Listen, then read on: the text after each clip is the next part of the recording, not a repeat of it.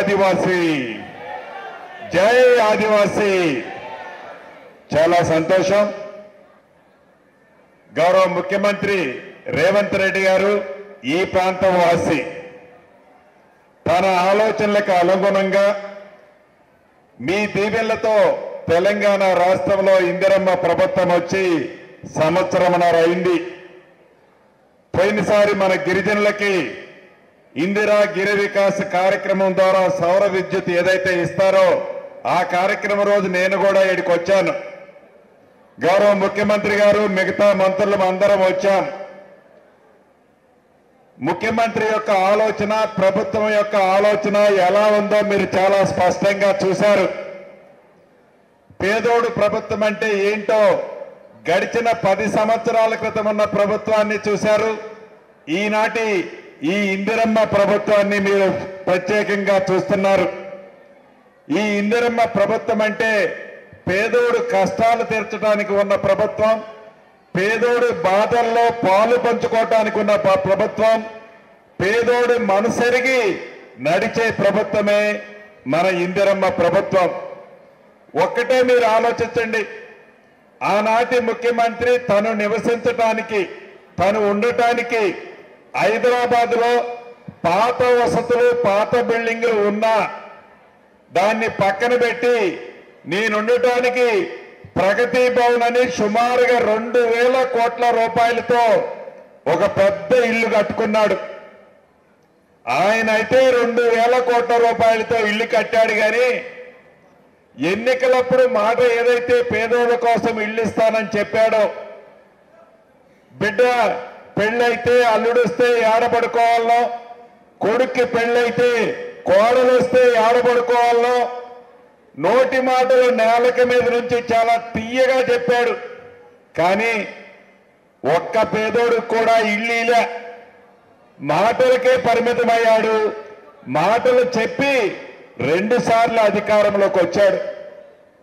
ఆయన ముఖ్యమంత్రిగా ఉన్నప్పుడు, ఆయన ముఖ్యమంత్రిగా ఛార్జ్ తీసుకునేటప్పుడు ఈ తెలంగాణ రాష్ట్రం ధనిక తెలంగాణ రాష్ట్రం.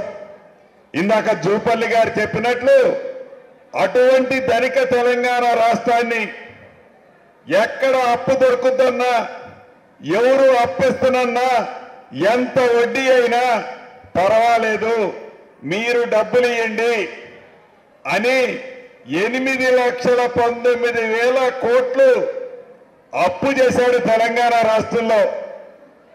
మన ముఖ్యమంత్రి రేవంత్ రెడ్డి గారు ఛార్జ్ తీసుకునేటప్పటికీ ఆనాటి ప్రభుత్వం చేసిన అప్పు 8,19,000 కోట్లు.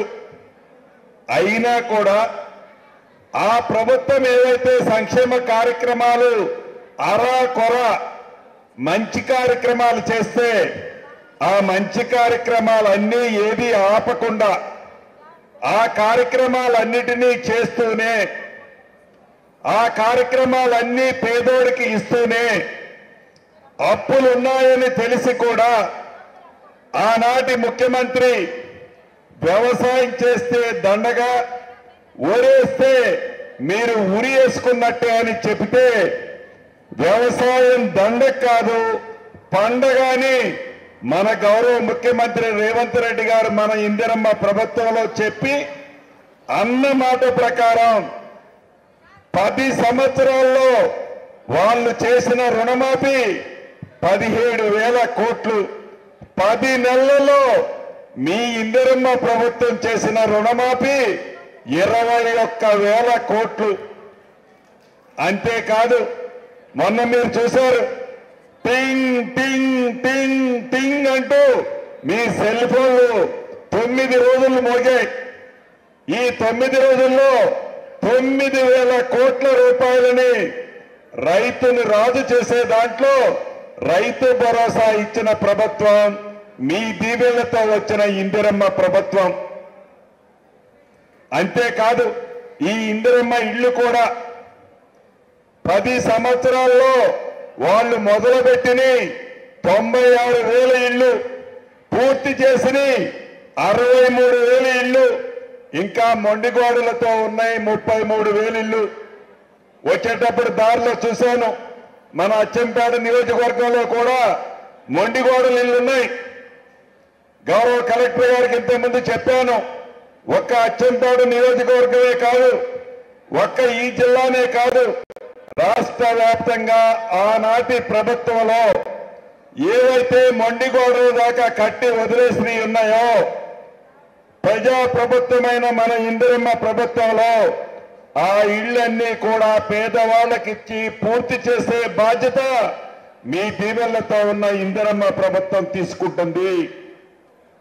అంతేకాదు, చెంచులు అంటే ఏంటో, చెంచులు తెగలు ఎట్లా ఉంటాయో ప్రత్యక్షంగా తెలిసిన ప్రభుత్వం మన ఇందిరమ్మ ప్రభుత్వం. అటువంటి ఇందిరమ్మ ప్రభుత్వం మీ దీవెనలతో వచ్చిన తర్వాత చెంచులకి రాష్ట్ర వ్యాప్తంగా సుమారు 12,000 కుటుంబాలున్నాయి. గౌరవ ముఖ్యమంత్రి గారు చెప్పారు, నిశ్శబ్దంగా ఉండాలన్నా, ఆడబిడ్డలు సైలెన్స్ గా ఉండాలి. గౌరవ ముఖ్యమంత్రి గారు చెప్పారు, ఈ 12,000 మందికి, ఈ 12,000 మందితో పాటు ఐటీడీఏ ప్రాంతంలో ఇంకా ఒక 15,000 ఇళ్లు కలిపి రమారమి 26,000-27,000 ఇళ్లు అదనంగా ఇవ్వండి. చెంచులు ఎక్కడున్నా, ఇందాక లక్ష్మక్క అడిగింది, మా చెంచుల్లో కొంతమందికే వచ్చినాయి, ఇంకా కొంతమంది ఊళ్ళో లేరని వాళ్ళకి ఇవ్వలేదన్నా వాళ్ళకు కూడా కావాలని ఎమ్మెల్యే గారు అడిగారు. చెంచులకు ఉపశకులాలు ఎంతమంది అయితే ఉన్నారో ఐటీడీఏపీఓ గారు, ఎంతమంది ఉంటే అన్ని కుటుంబాలకి ఇందిరమ్మ ఇళ్ళు ఇచ్చే బాధ్యత మీ దీవెనలతో ఉన్న మన ఇందిరమ్మ ప్రభుత్వానిది. అసలైన తొలి వెలుగు. ఫాలో వాట్సాప్ @తొలి వెలుగు official.